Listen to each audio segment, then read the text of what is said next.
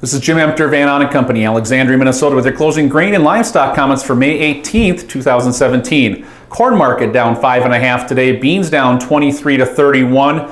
Wheat market, Chicago down 0.5 to 1. Minneapolis up 3 3/4. Kansas City down 0.5 cent. Big news in the grains today was a slip in the Brazilian real.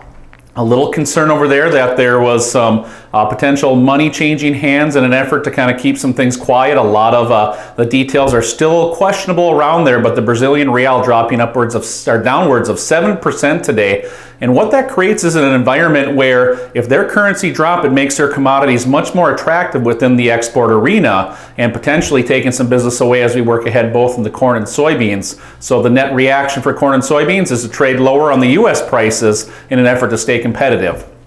This story will be watched very closely, something we will be monitoring as we work ahead. Typically, we see these things lasting for 1 to 3 days, and then we're kind of back to the grindstone. And with 2 to 3 inches of rain forecasted still for much of the central U.S., I think it's going to be tough to penetrate the lows here at this juncture. So we look for support to set up pretty quickly in the soybean markets. And corn held up pretty well today, only down 5.5 despite these reports. And the meats here, feeder cattle up 1.25, so 1 1/4 to up 160 in the deferreds. Live cattle steady to up 82.5. In the hog market, we are down 25 to up 25, so more of a choppy trade there. The hogs and cattle kind of took a step back today, a little bit of recovery in the feeder cattle, live cattle, and the hog market just chopping around here a bit.